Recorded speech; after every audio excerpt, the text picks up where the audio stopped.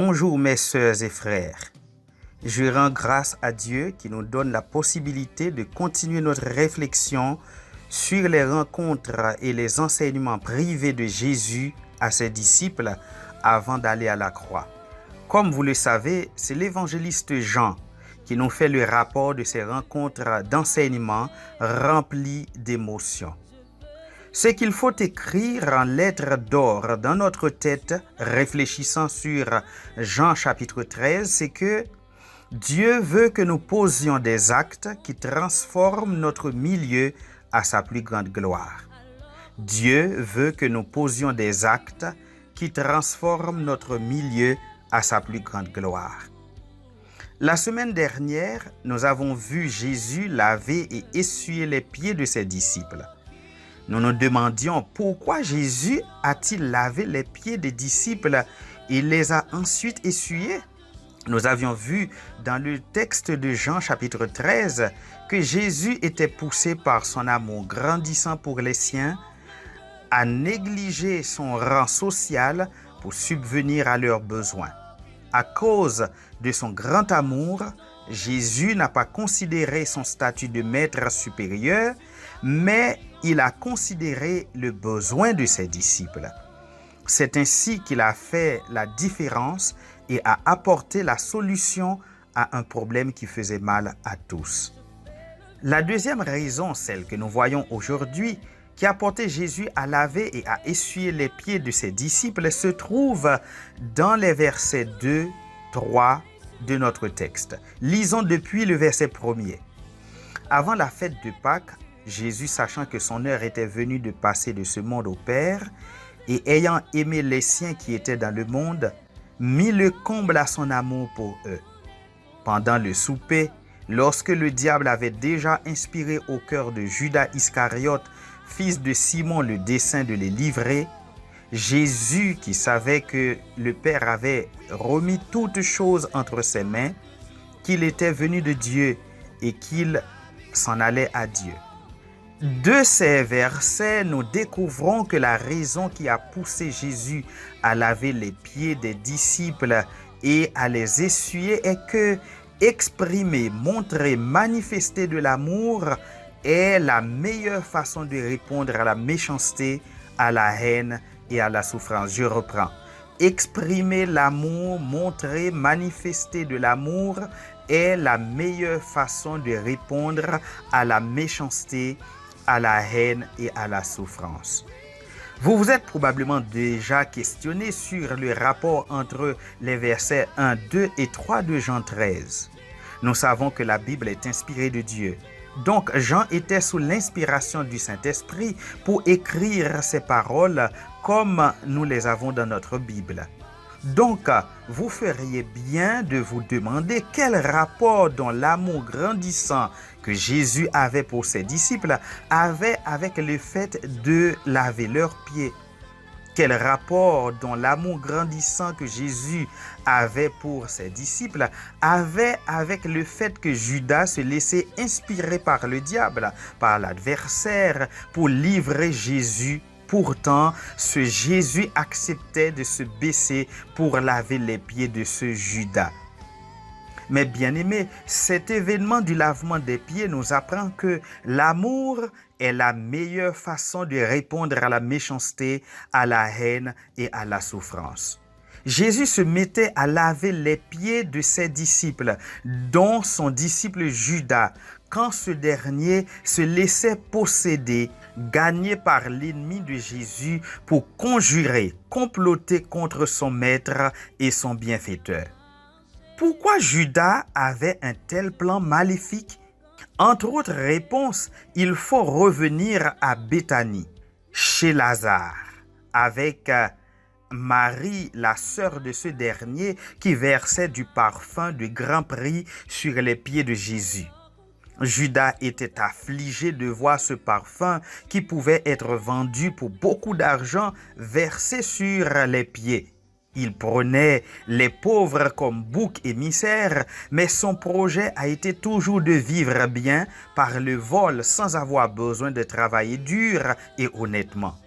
Jean nous apprend au 12e chapitre et le verset 6e que l'affliction de Judas n'était pas une peine envers les pauvres, mais plutôt ses habitudes macabres de vivre bien sans le travail honnête.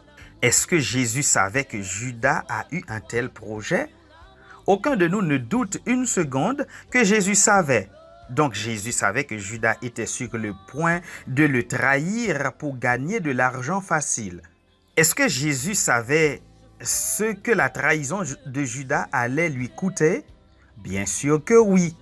Oui, Jésus savait que la trahison de Judas allait lui coûter des blessures corporelles, des maltraitances physiques inhumaines pendant 2 jours, des blessures émotionnelles et la mort la plus abjecte de l'histoire. Un innocent mourir comme le plus grand des bandits moqué par les passants. Si nous étions à la place de Jésus avec Judas devant nous, qu'est-ce que nous ferions? Notons que ce lavement des pieds de Judas et le repas qu'il allait manger à la table de Jésus allait lui donner la restauration dont son corps avait besoin après une journée pleine d'activités de Béthanie à Jérusalem. Imagine que Judas est assis sur une chaise devant toi, alors que toi tu t'abaisses devant lui par terre pour laver les pieds. Tu sais qu'il n'attend que ce soulagement des pieds et la nourriture pour qu'il aille te trahir, participer dans le complot qui va te faire souffrir et porter des cicatrices pendant toute ta vie. Quelle serait ta réaction? La réaction de Jésus est surprenante, mais instructive. Jésus a répondu à cette haine, à cette trahison, à cette souffrance par l'amour et un amour grandissant. Après avoir lavé les pieds, c'est Jésus qui a pris la nourriture, qui a prié, qui l'a béni et qui a commencé à la partager aux disciples. Le verset 26 nous apprend que c'est Jésus lui-même qui a donné à Judas sa part. Waouh!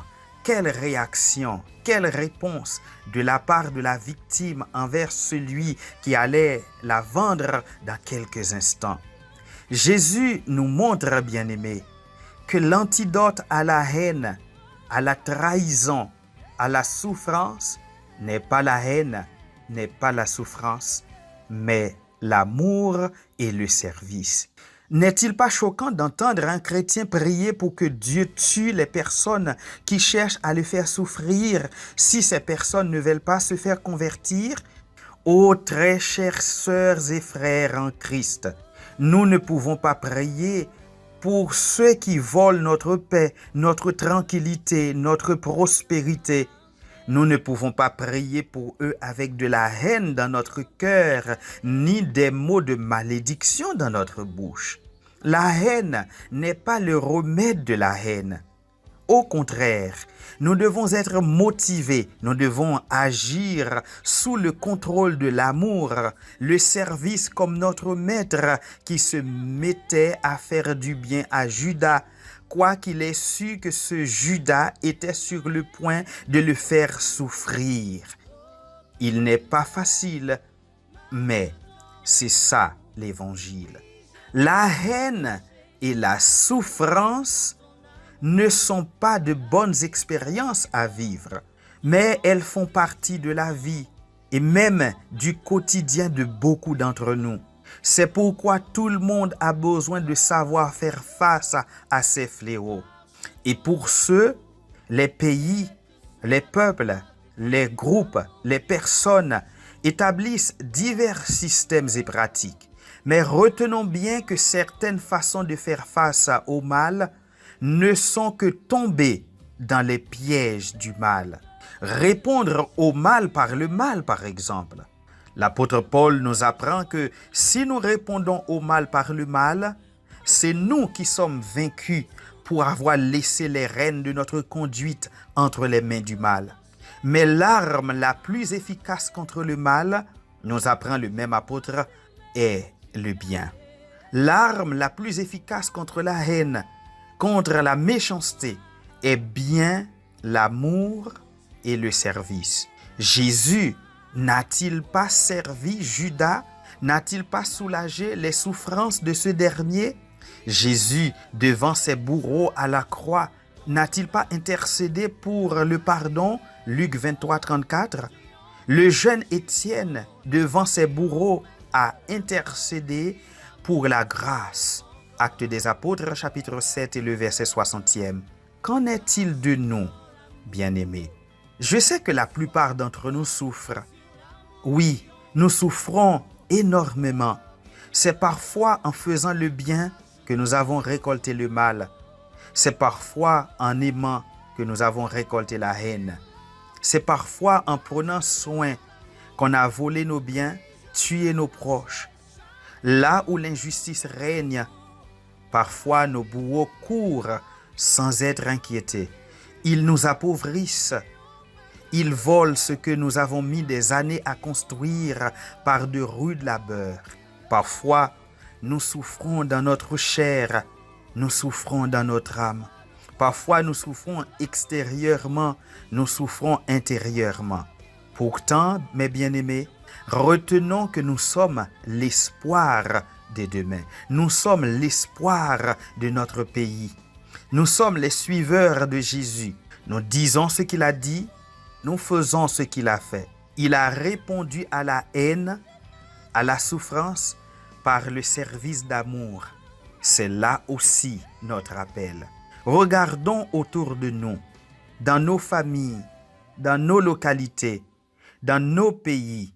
Bien que nos Judas soient encore prêts à nous faire souffrir, trouvons les moyens de soulager leurs souffrances. Créons les moyens de satisfaire à leurs vrais besoins. Qui sait si notre amour ne va pas gagner un cœur comme celui d'Étienne a gagné le cœur du jeune criminel Saul de Tars pour que ce dernier ait été transformé en Paul, serviteur de Jésus-Christ. Jésus a lavé les pieds des disciples, dont ceux de Judas. Il les a essuyés pour enseigner que exprimer, montrer ou manifester de l'amour est la meilleure façon de répondre à la méchanceté, à la haine et à la souffrance. À bientôt pour un autre épisode de Jean 13. C'est votre serviteur, ami et frère, Roger Derpillus.